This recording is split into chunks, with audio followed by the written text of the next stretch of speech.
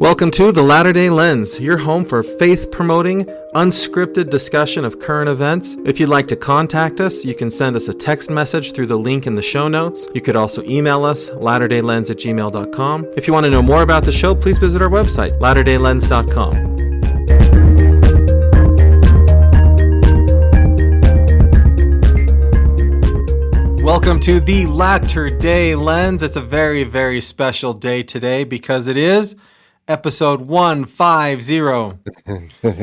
Shawn, you know how the kids do that 6-7 thing? 6-7? They don't anymore, man. When you do stuff like that, that's what caused them to stop doing it. So no, they don't do it anymore because you're doing it. You know what? They don't do it in California. I know that this is true because we were at an In-N-Out in California over the Christmas break, and our order number was 61. And my son, he's about 19, he's way into the social media stuff, and we were outside, and then he heard him call order 80-something after they had called ours, and he's like, oh no, I wanted to be inside when they did order 6-7 so I could see what they did inside of In-N-Out. But I'm like, if they were going to do anything, you would have heard it outside, buddy. Yeah, I'm pretty sure they banned it. Oh, okay. Because it was just annoying. Or maybe California's over it, but Utah and Idaho are just beginning. Yeah. Oh, When I was a kid, I saw a T-shirt at the mall that said, "Welcome to Utah. Set your watch back 20 years." That's not fair. Yeah, I don't know. What I was going to say is 150 is way better than 6-7, but I don't know that we want to start a weird gesture for 150 because there's not that many things that hit 150. Wait, isn't the church? No, church is at 200, right? What are we at? 200. The United States goes 250 this year, 250 years. Nice. Yeah. Yeah. The other reason why it's awesome is because it's the new year. It's January 2026, and we're back. We've had a little hiatus, and I got to spend some time with Shawn over the break. I wrestled you to the ground. It doesn't matter that I'm only half your size. I wrestled you to the ground. Shawn, if we compare sizes, my belly is probably bigger by 3 times or 4 times than your belly. But your biceps, Shawn, I got a chance to feel your biceps in person. Wow.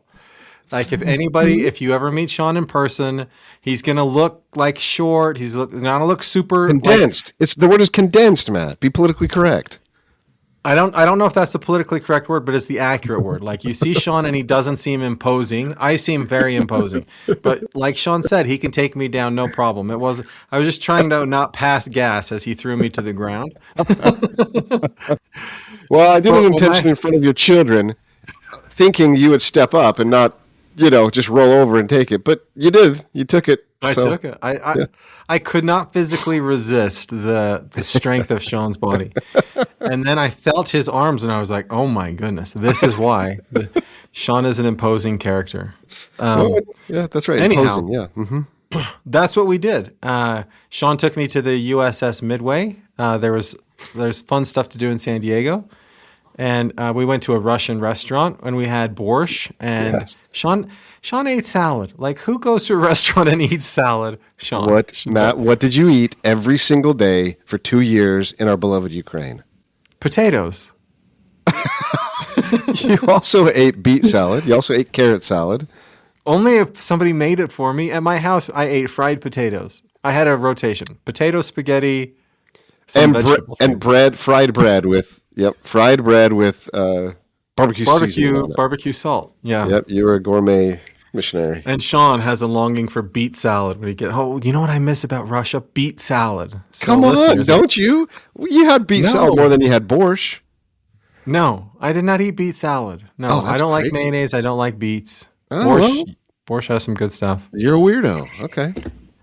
It was fun. Hey, listeners, next time we're in San Diego, if you want to join us, you can't because we didn't tell you. That was just a me and Shawn and our family thing, and it was super fun. Anyhow, we're back, ready to talk about all of the things we talk about each week. Yeah, we planned that. It was a business trip, right? You came, we planned the Latter-day Lens, the year in advance, all the topics, the point, the purpose, all that. So we're good now, yeah? That's what we're saying for the tax man, so that we can make sure that all of those expenses are written off for the tax man. Well, it's too bad that nothing has happened politically in the last 3 weeks, so this will be boring. Man. So much to talk about.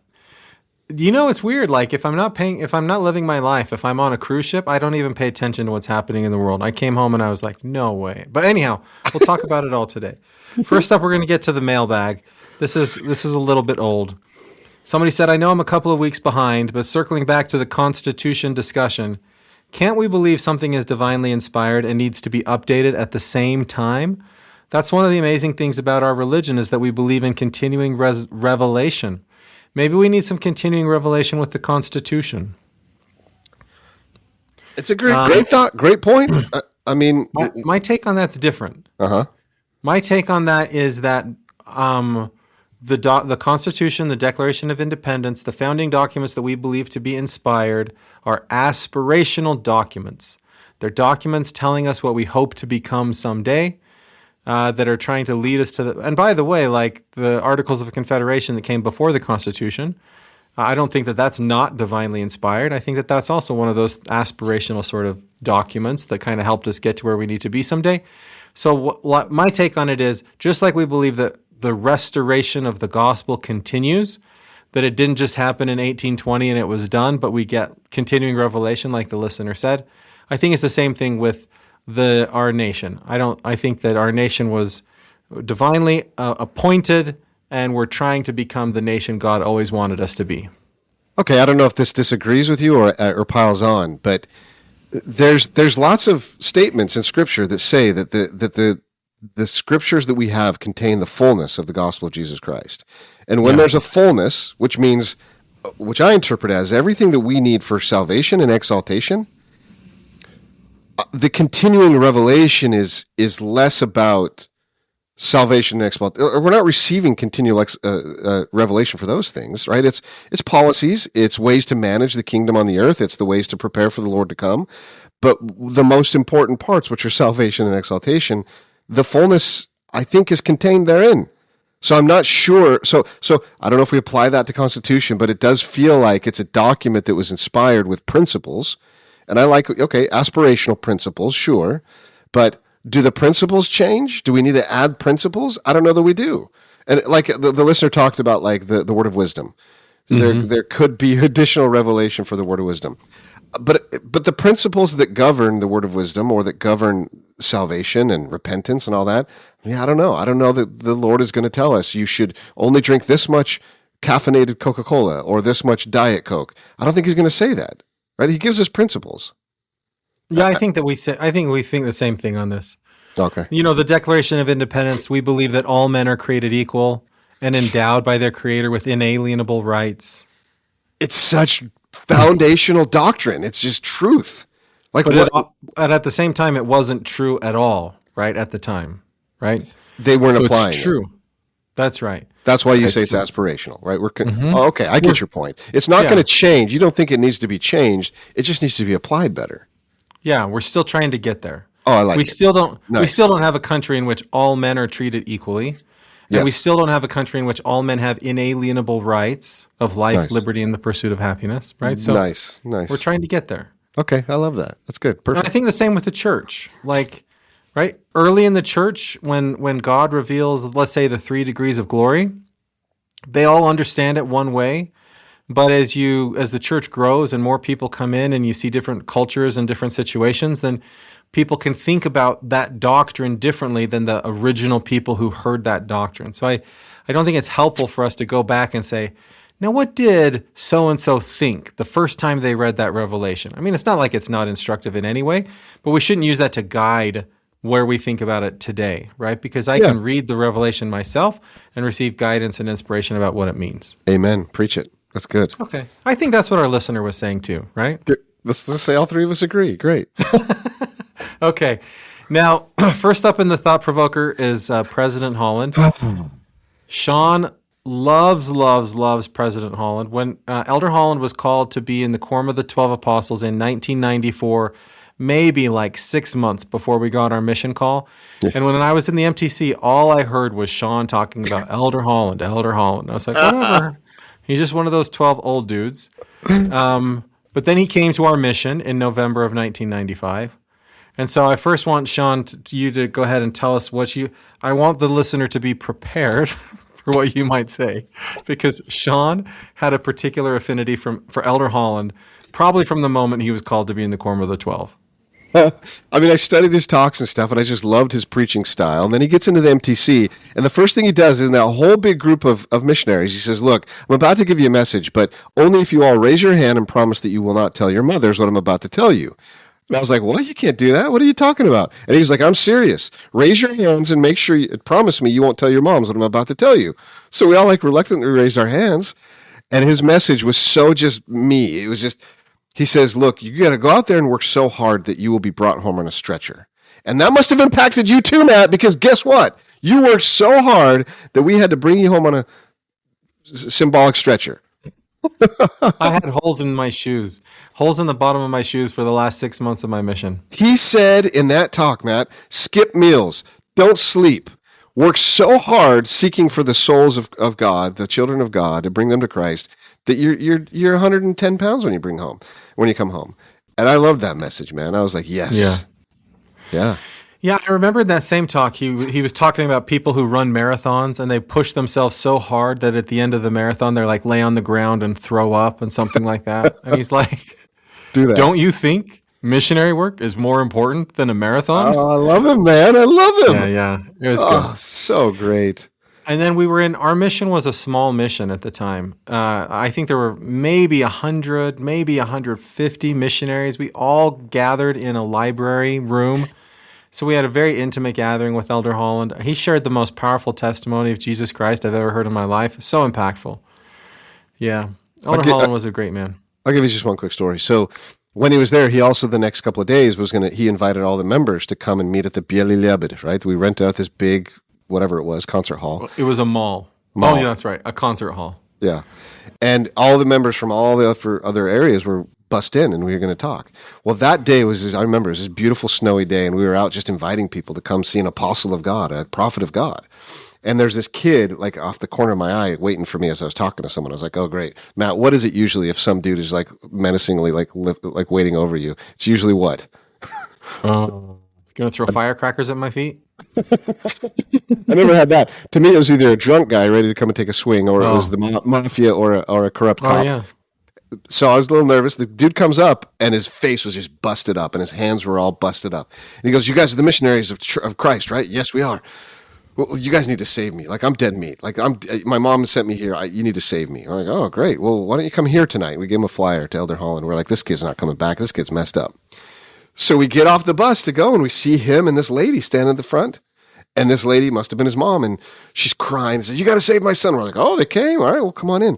So long story short, Matt, Elder Holland gave it's such an amazing sermon. And if you recall, it went like 30 minutes long, and he didn't know why. And it was right before this late bus from Kharkov arrived that he gave his apostolic blessing. So he just felt inspired to wait for them to arrive. Do you remember that? No, I don't remember that. Yeah, that was amazing. Anyway, and then he does another unprecedented thing. He says, I just feel like I want to meet all of you. So do you remember that? Everyone got in a line and shook his hand. That's right. Well, this mafia kid, we couldn't find him. So the next day at church, we're like, he shows up at church. And he gets up in his fast testimony and he says, look, I just want to share that I got in line and I wanted to meet. The whole meeting, I felt this weird feeling, this spirit, this love, I knew I had to change my life. And when he said I could meet him, I waited in line. And he says, when I got up to him and I shook his hand, he grabbed my hand, which was jacked up, messed up from fighting. He said he squeezed it so hard and looked in my eyes. And it was the most painful thing I've ever felt. And then he looked up and he stood up in that thing and he put his hands up. He says, he healed my hands. My hands were gnarled and broken from fighting, and they have no more pain, and they are not bruised anymore. He says, that apostle healed my hands. I'm like, what the heck? Wow. Is that true? Wow. And then we started teaching the guy, and it was just pretty spiritual, amazing, like go from mafia to that. Anyway, dude, I got a story after story for Elder Holland. He spit on me. Elder Holland spit on me, dude. He spit on my head. Not on purpose, but he accidentally did. Shawn loves Elder Holland. Shawn loves Elder Holland. I do too. And I say rest in peace. He was a great servant for a long time. Touched my life in a lot of ways. And I think everybody has stories like this, Shawn. It seems to me like everybody has a story where Elder Holland touched them in a personal way. Yeah. Powerful. He was just a great person. Great person. Okay, well, now we're going to move to something way less that Shawn's going to hate talking about, but we got to talk about it. I might be misrepresenting what Sam said. Oh, you're not repeating what I said?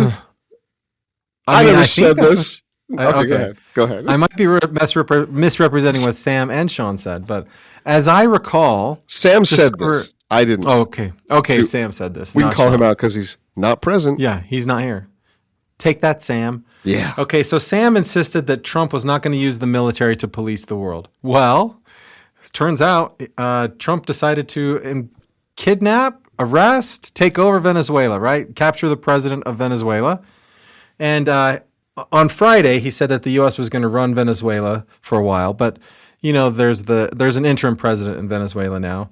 In related news, Trump apparently lied to congressional leaders about his plans for regime change in Venezuela. He had said to them that this was not going to happen right before it happened, which is clearly a violation of the U.S. Constitution.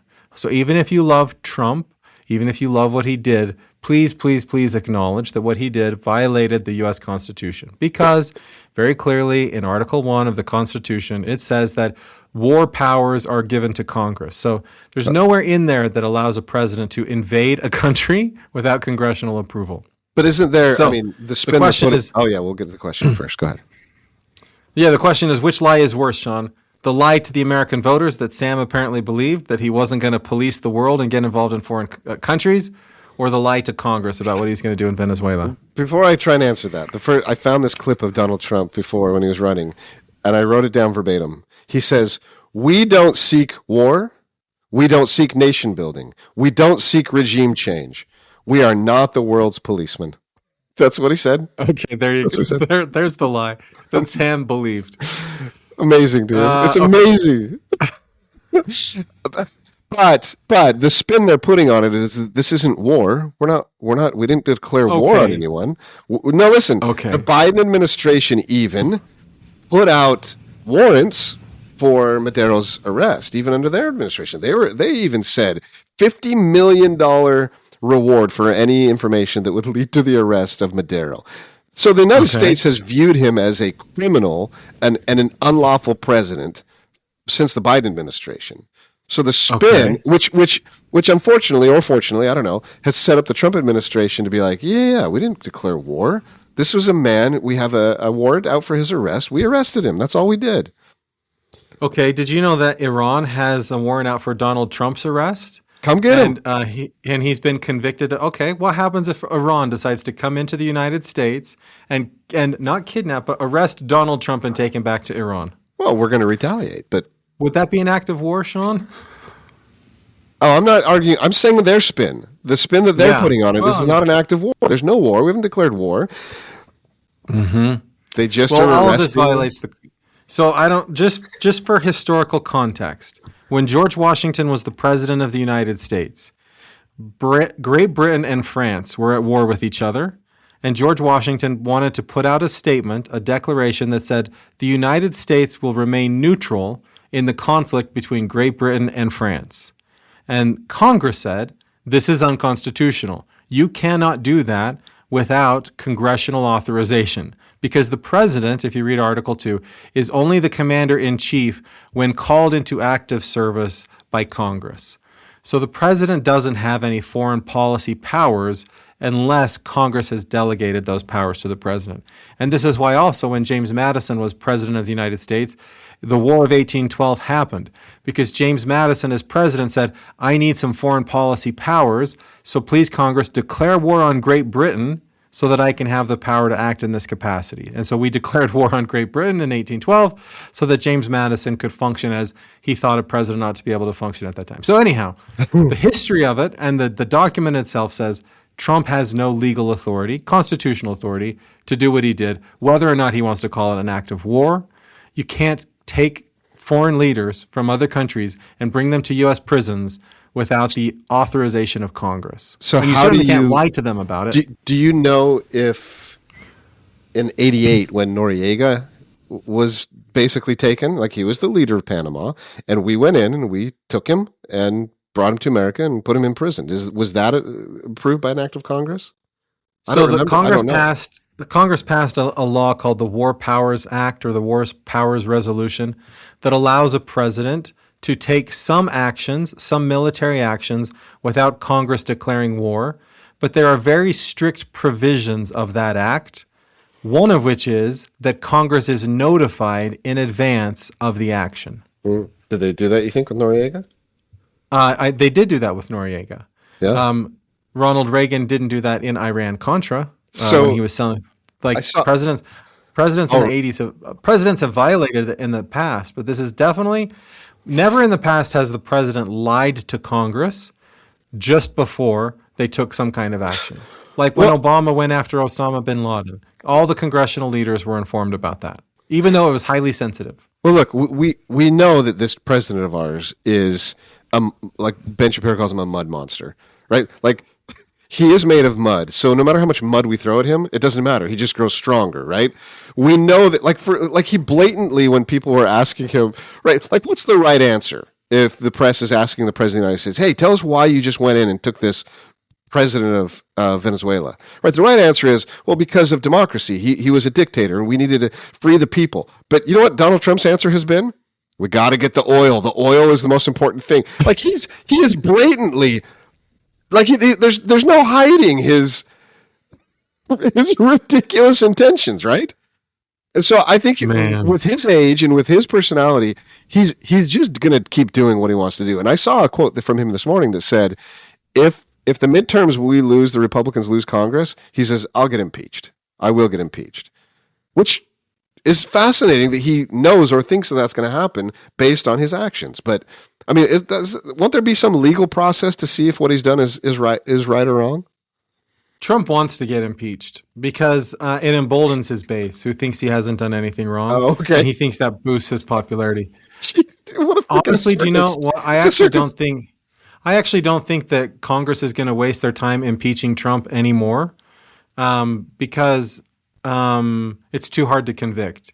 What they'll do, in my prediction, what they're going to do is they're going to impeach all of the people around him. Pete Hegseth is going to get impeached for when he sent classified information to a reporter on accident. Oh, yeah. Kash Patel is going to get impeached for things he's done as FBI director. Pam Bondi.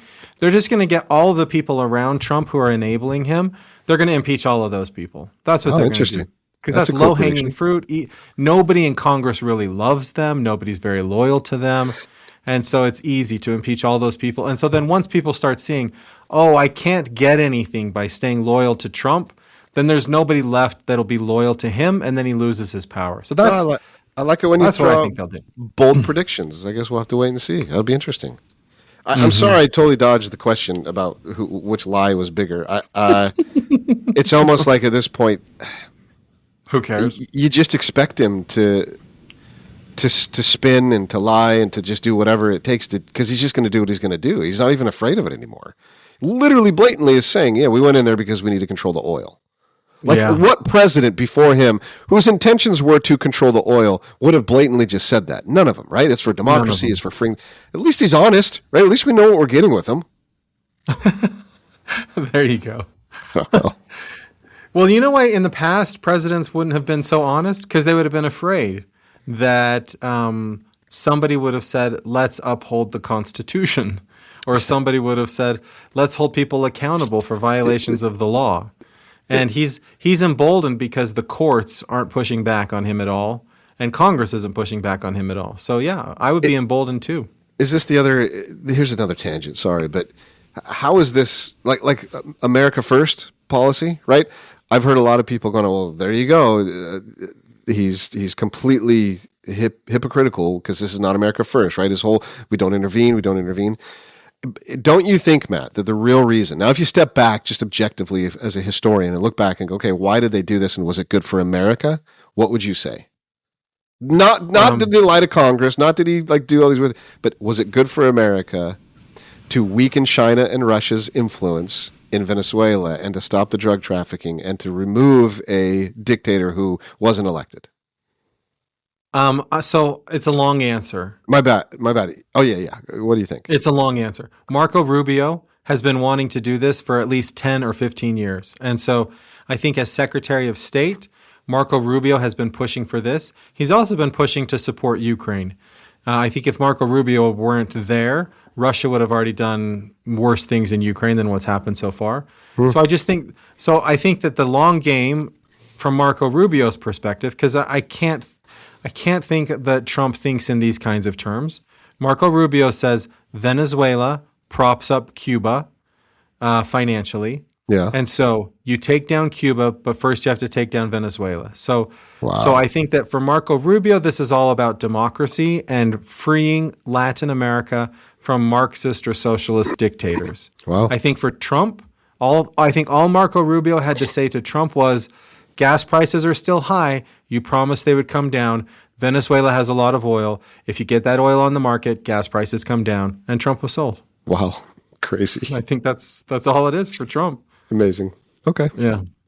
And I think in Trump's world, if gas prices are down, Americans will not be as angry with him, because his approval ratings have been very low. And I think that he thinks if gas prices are still high at the midterms, then people will say, what has Trump done for me? Eggs are expensive, whatever is expensive. But if I can fill up my truck for half price on election day of midterms, I have a better shot at keeping the House. Insane, and so I think that for Trump, it was all about lower gas prices, better approval ratings at the midterms. So you think strategically, I was listening to Jon Stewart analyze this whole thing. So you think strategically, potentially, gas prices go down, midterm elections come, and people are like, look, the economy's a lot better. Like, look at the price of eggs and gas. The Republicans win the midterms. Then you take 20 years from now, and the puppet Venezuelan presidency falls apart, and socialism comes back, and Jon Stewart's like, and guess who happens to be in the presidency at that time? It's a Democrat. And guess who will be blamed? The Democrats at that time. I mean, I don't think of things in such stark partisan terms as Jon Stewart does. But there is history for that, right? There is precedent for that. At the same time, I'm willing to give Democrats more blame for their foreign policy than Jon Stewart is. But those kinds of things do happen. But yeah. Look, Biden on foreign policy was weak. And I think I've said that many times, how much I did not like his weak stance on foreign policy. Yeah. Democrats are way more America first in the strict sense of the word than Republicans are. Even Marjorie Taylor Greene, she should be a Democrat the way she thinks about America first, because that's how Democrats usually are. Interesting. And that causes foreign policy problems, usually. Well, points to you for letting me not answer the question. Okay. Take it off on tangents. All right, we're going to go to this is our last thought provoker question before we get to the big question. And I don't know, maybe it's kind of weak, but no, it's interesting. I think it's something. Okay. So the National Park Service is going to spend $54 million to repair 7 famous broken fountains throughout Washington, D.C. The goal is to fix old plumbing and clean historic statues in time for the nation's 250th birthday in 2026. These repairs are part of a larger plan to make the capital city look beautiful for residents and visitors in our 250th birthday party. Meanwhile, DOGE cut thousands of small federal grants and contracts. Many of them saved far less than $1 million each. It shuttered clinics, it ended food and education programs, it hurt local communities without meaningfully reducing overall spending. So my question is this. Is this $50 million better spent polishing monuments or sustaining the everyday programs that quietly make a difference in people's lives? Now, Matt, you love monuments. Whenever you travel, you go spend time in the museums, the monuments. You love that stuff. I do. So what's your answer? And I want to do both. On the one hand, I'm upset that Trump is tearing down the White House and building a big, beautiful ballroom.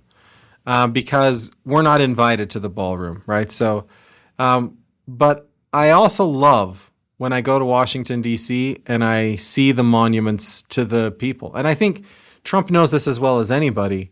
When you say who are the greatest presidents in the U.S. history, it's the people who have monuments to them in Washington, D.C. And so how do you build a legacy? How do you change the way people think about your presidency? How do you change the way history thinks of you? You build big, beautiful monuments so people can enjoy it. And it has a powerful emotional effect. I don't know what to say to you right now, Matt. I like that you're passionate about it. I like that you have a meaning in life, that you get to go and visit all of these monuments and it makes you feel something. I like it. So I can't Sean, give my true you're opinion into because you love art. it. How do you not feel something when you go to those monuments? You're You know an what? art lover. Okay, when it comes to art, when I was in Washington, D.C. a few months ago, and I was in the Library of Congress, that is the most disgusting aesthetic. It is disgusting, the amount of design that is just poor taste. It's over the top, over expensive, bloated, overspent, and it is ugly as ugly could be. Not a single interior designer or designer would look at that and go, "This is beautiful. This is nice."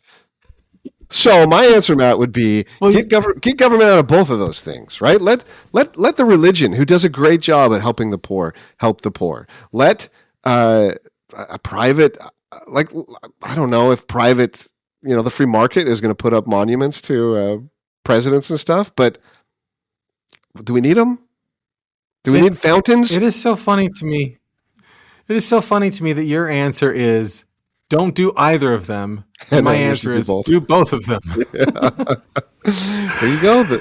And is there a Latter-day lens on this? There's probably not, right? There's probably not a scriptural real guide on this. And so you got two people who can differ on this and we love each other. It's fine, right? Okay, I actually do have a scriptural thing on this, Sean. Oh. Okay.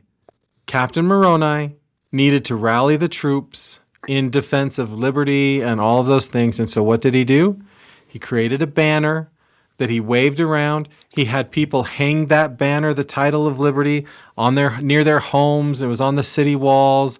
And that banner, that title of liberty, inspired the people to rise up and defend themselves. And that's what monuments do for a community and a society. And the church does this as well, Sean. Go to Temple Square, you see monuments to the Restoration, monuments to the leaders of the church, because it's go into the conference center and there's all that artwork displayed to inspire people. And I don't think I want religions or private organizations creating artwork for the nation's capital, because then they're going to impose their own propaganda on it. But the government has no agenda, Sean. The government has no agenda. What did you just say? They just want... What the crap did you just say? The government has no agenda? What the heck? They just want to tell the truth as it objectively is, and they're going to create art that reflects that perspective. I like that you love this Donald Trump so much because it just inspires you that they have no agenda. They're honest, good people, good intentions. Okay, all right, okay. Now, I think elected officials have an agenda. But there's the government is a different thing, right? There's government employees. So you say, here's $50 million.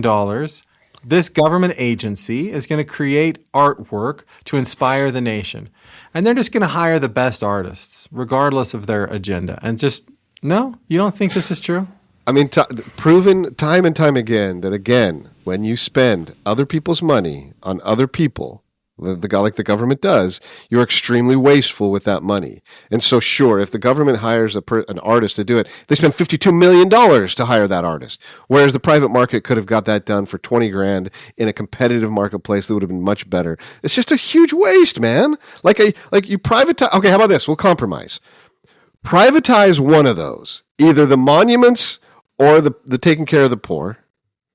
Let's compromise. Privatize one of those, and then you're going to have way more money left to do the other. How about this in middle ground? I read today that the Corporation for Public Broadcasting is shutting down. The Corporation for Public Broadcasting was a private organization set up in the 60s to take that government money for public broadcasting and help funnel it into good educational programming, right? What if you do something like that?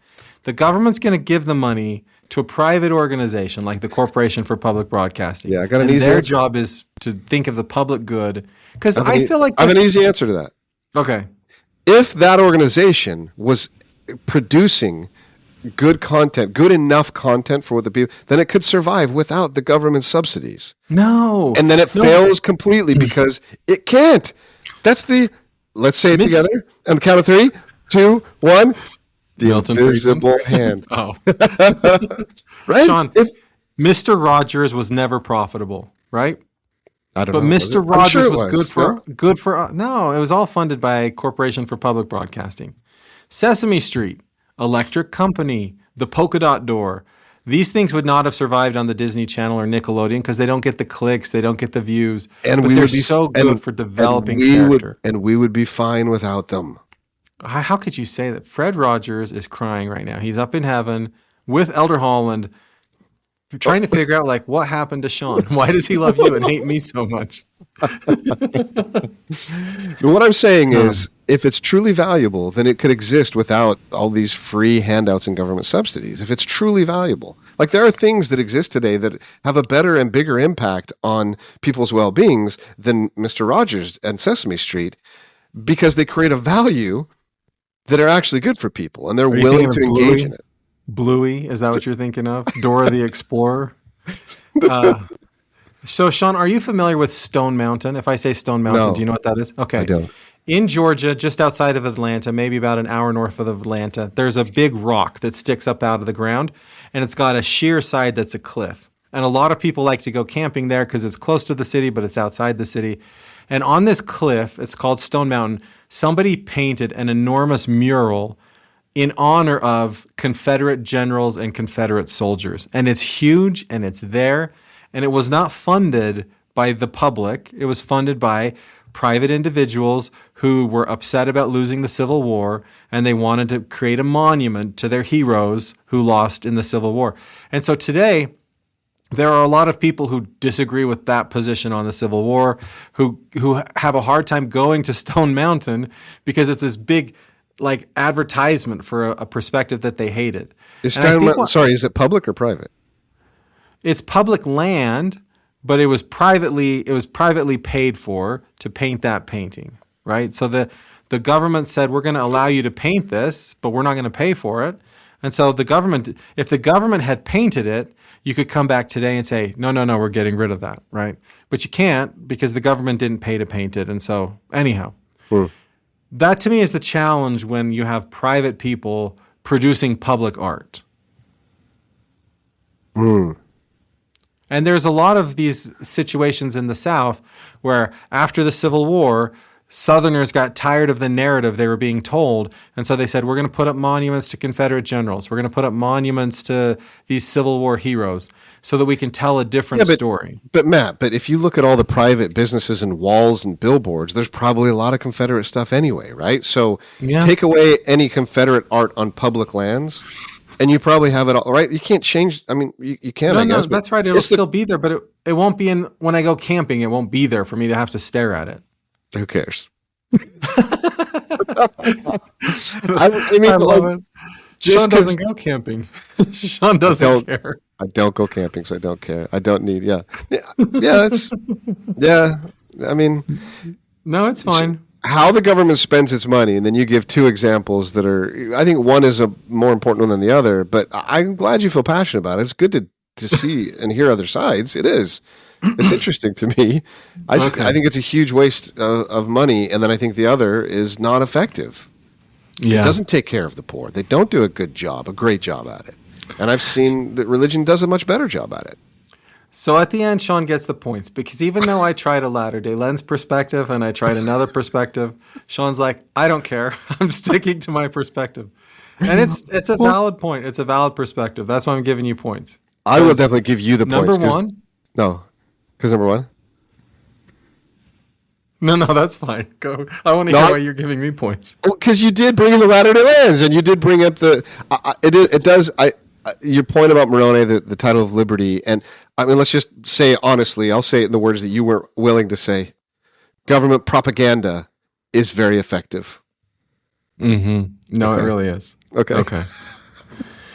All right, here's the big question. It's a little bit of a shift, but Gallup did a study. They wanted to understand what makes people get involved in public service in rural communities. Like, this is something as political scientists we study all the time, but it is harder to understand if like the guy that decided to run for mayor of New York, Mamdani, his motivations for running for mayor of New York are probably very different than the motivations of somebody who decides to run for mayor in like Rigby, Idaho. So They did a study to say, okay, what is it that makes somebody in a rural community decide to step up and throw their hat in the ring and get engaged in public service? And what they found is it usually grows out of everyday involvement, such as helping neighbors, showing up, building relationships, and it's not about formal positions.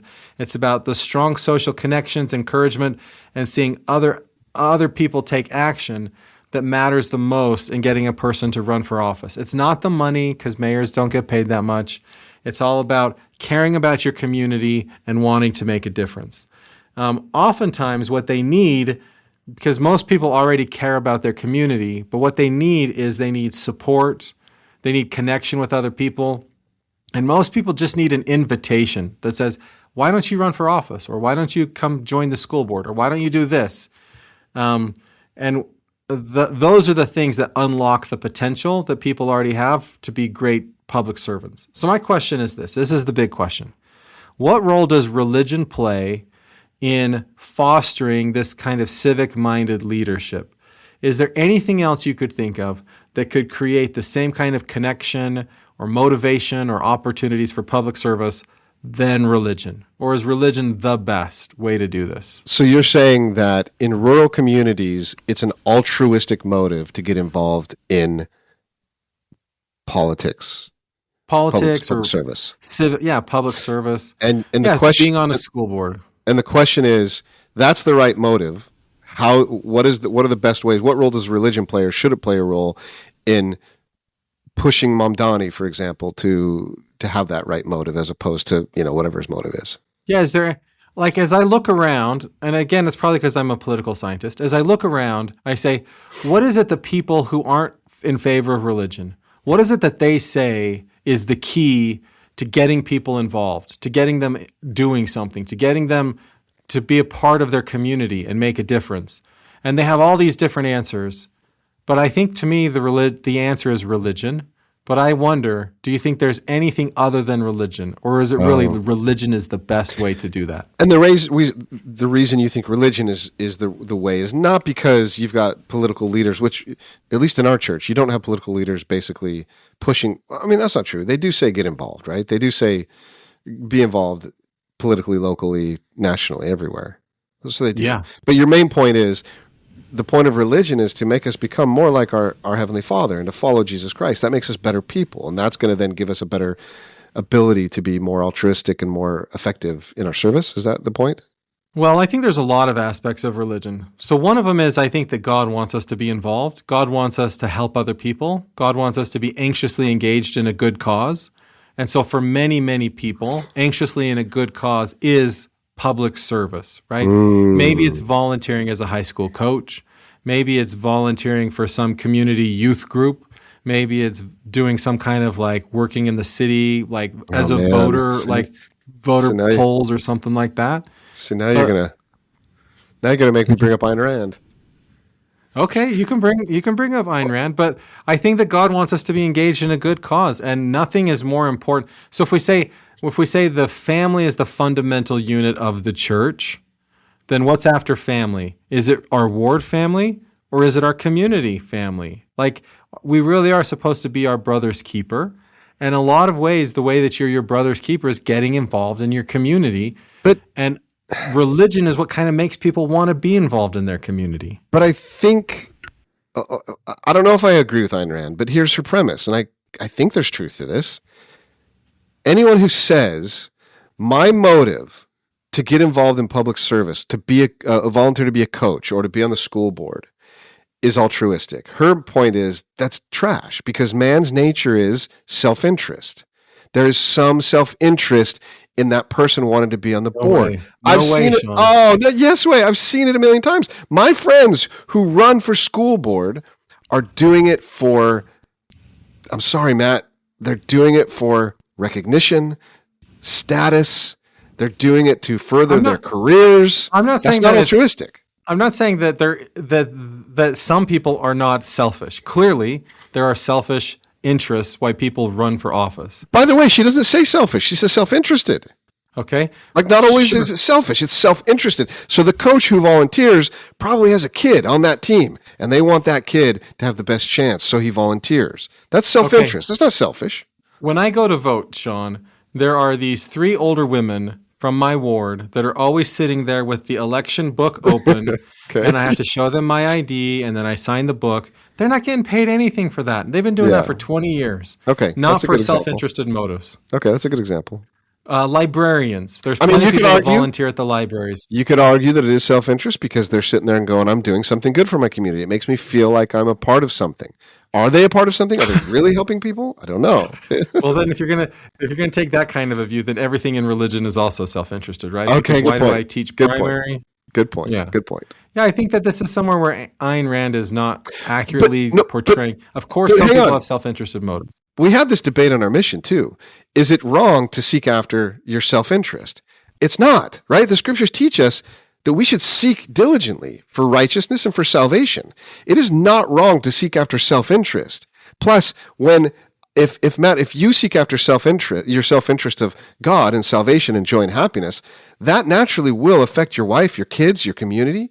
So I disagree with you that, that seeking after something in self-interest is always a bad thing. I don't think it is. And in a religion, it's okay. Okay, I'm going to give a quote from Joseph Smith that's not exactly right, but it's sort of like this, right? Joseph Smith said, a man who has the gospel of Jesus Christ, or something like a man who's filled with the Spirit of God, or something like that, is not content to bless himself and his family alone, but roams throughout the earth trying to bless the lives of all of those whom he sees. Something like that. Yes? Yes. And this applies to everything in life. Like if you're a person who's becoming closer to God, you're not content to just think about yourself and think about your family. You want to make the lives of everybody around you better. And that's going to lead you into public service. But isn't that Sometimes. why religion is so good? Let's just take our church, the true church. The fact that it's a lay leadership, there is no opportunity, other than like status, there is no opportunity to monetarily receive a self-interest, right?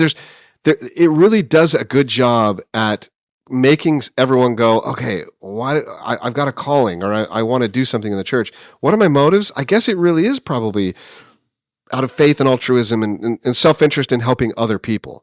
But I just don't see that in public service that you call public service. It's not public service. This is work. This is a job for most of these people. They get paid to do this. This is a career path. You're not in a rural area. That's what I'm saying. Like you're in a place where, sure, it is a career path in Southern California, where city meets with another city, and there's plenty of tax revenue to go around. But in rural America, they're not getting paid anything for these positions. They get paid something, but not enough to justify their work. Okay, here's the other side of it, Shawn. Religion gives you the skills you need to be successful in public service. So, as an example, I have a friend. The city was raising taxes on him. It's so much like it was like a special assessment. Anyhow, they were redoing the street outside of his house, and they were going to make him pay for sidewalks and curbs because that's what the city code says, is that you have to pay for that. So it's going to cost him like $10,000, and he's like, I would have to get a home equity loan just to pay the taxes on this. So he was not content with that. So he said, I'm going to organize. And so he organized, he got a meeting with the city council, and he used the resources around him to bring a lot of attention to the issue. I don't think he won the issue, but then he used the resources around him to try to influence the next election. And what is it that gives a person who's never been involved in public service, what gives them the confidence to say, I can go do this, I can make a difference, or I know how to talk to people, I know how to organize? The church. The church teaches people how to do that from a very young age. Because when he was a deacon's quorum president, because I knew him when he was a deacon's quorum president, he was asking adult men to pass the sacrament. And so he had no fear about going and asking people of a higher station in the community to do something to help him out. So the church in that way also, religion really helps people develop skills that make them better public servants. Okay, I can go with you in that scenario because your scenario there was the altruistic approach to being a public servant was fighting against government. I like that. I can go with that. If you're, yeah, okay, I'll go with that. No, and it's true. I agree that the role of the religion is to help us to become more skilled, more obedient, more faithful, more repentant, more humble, all the attributes that make for a well-rounded, godlike human being. that prepares us for career. It prepares us for. I refuse to call it public service. I hate that. It's not true. So I won't do it. I won't, man. I won't. It's not public service. You're not serving. You're just a job, unless it is your grandmas that are just sitting in that booth. Yeah, it's just people. Okay, here's you can't put all those question. guys in the same category. You can't put Donald Trump in the same category as your grandmas. Well, we're talking about rural public service right now. Okay. Okay. This is if as a political scientist, if you were to say to me, what can we do as a society to help people get involved and do things and make a difference? We would say two things. We would say, number one, political parties. Political parties exist to teach people the skills of how to make a difference and win elections and all that sort of stuff, because political parties have a self-interest in making that happen. Wow, yeah. The other thing they would say is social media. Social media teaches people la, la, la, la, la. And so then I'll ask it in this way. Do you think that either of those two will do a better job than religion at teaching people the skills they need to make a difference in their community? Oh, wow. Sadly, belonging to and getting heavily involved in your political party probably has more influence. Yeah. Right? I think it does. I mean, social media is just a chaotic mess, and I don't know if it's having sometimes bad influence. I don't know that it's having positive influence, but yeah, I think your point about belonging to a political party probably has more influence. Yeah, I think this is what's sad. Social media gives people the feeling, the sense that they're doing something that matters while they're doing nothing at all. Yeah, that's right. Right? That's right. It's the equivalent of playing a video game. You play a video game, you earn lots of points, and you think you've accomplished something today when you've done nothing at all. And social media, especially the people in my life I know personally who spend a lot of time fighting on social media, that's what they're doing. They're wasting their time as if it's a video game. They think they're making a difference, and all they're doing is just spewing hate into this world full of hate. And if they're not spewing hate, they're just getting self-gratification for I won an argument, or I got my voice, or my point was out there. But in fact, it's such an impersonal way to actually make a difference. I don't think it is. It doesn't matter. It doesn't matter. But a political party does. So here's the irony, Shawn.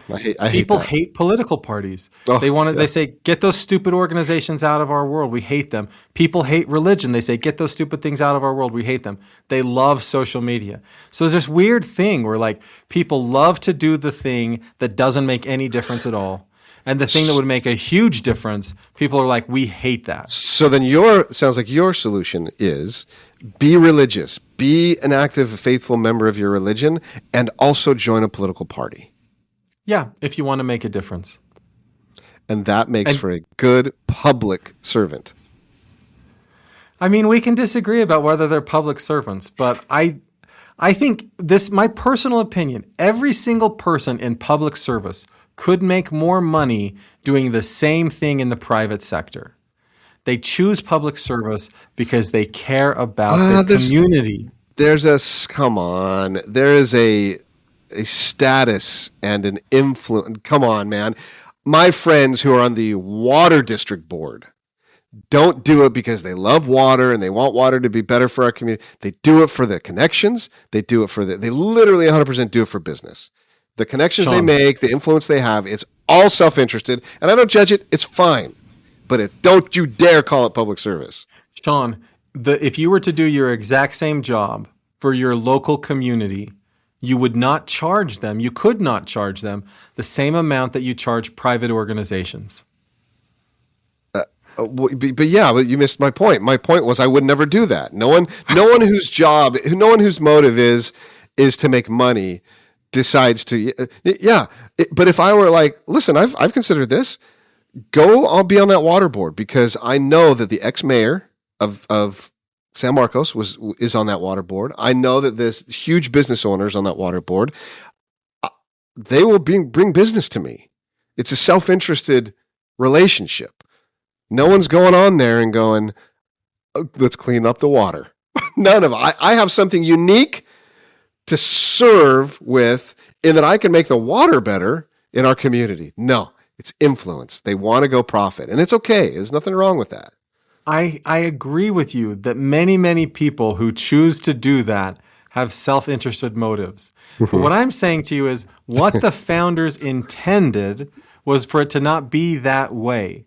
And if we want it to be less that way and more the way the founders intended, it should be public service, that you do this because you care about your community. Well, I'd like to hear more about that from you. Like, teach me what is the difference. And you have to be honest, there's a difference between public service and politics or professional politicians or whatever you want to call it. And if you're saying, look, the solution is to get more public servants and less professional politicians, that's an interesting discussion. Okay, that's what I've been trying to talk about. Oh, okay. Oh, sorry. I'm slow. I'm not a political scientist, Matt. It takes me a minute. No, it's fine. We can talk more about this in the future because... okay, now I can think about it more. Because I got to persuade you that there is such a thing as public service. Because you're saying if everyone in politics right now was a public servant as opposed to a professional politician, our society would be much better. Yes. Okay, let me think about that. Maybe next week come up with a follow-up question because that's an interesting topic. Okay. If Kyle Whittingham, right, who retired as the U of U head coach, if instead of retiring and coaching at the University of Michigan, he said, I'm going to coach a rec league football team because I retired and I want to give back to my community. Mm-hmm. That would be better for society than somebody who says, my son's not getting any playing time. Why don't I coach your team? Right? It's better. Yes, but if 40 years ago he would have had that attitude, there'd have been very little service that would have been rendered because he wouldn't have had the experiences and the influence and all of that to later on be able to give that public service, right? Right. So what I'm saying is that's what we want. We want people to live full, long, happy careers doing something productive and then give back to their community. Or people who say, I don't need to spend all my time making money, so I'm going to have a career. And then on the side, I'm just going to do public service. Hey, I don't know about the second option, but the first option you just said, that would be wouldn't that be a fascinating cultural, to me, that's a huge paradigm shift. Because I don't think anyone, not a single person has this mindset of, I'm born, I get my education, I get married, I establish a family, then I get a career going and I hit success so that there's a point where I can give back to my community. I don't think anyone thinks that way, but what a great model. That would be a great model.